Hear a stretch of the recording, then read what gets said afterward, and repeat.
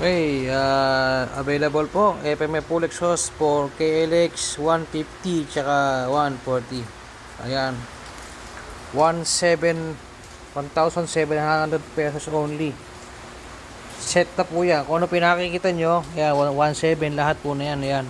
Inclusion, ito yung canister, yung elbow, tsaka yung mga spring. Ayan, 1,700 lang po.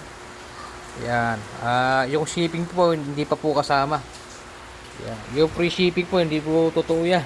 Saka ano, mapapansin nyo, mataas presyo ng iba. Tapos nakalagay, free shipping, hindi po totoo yun.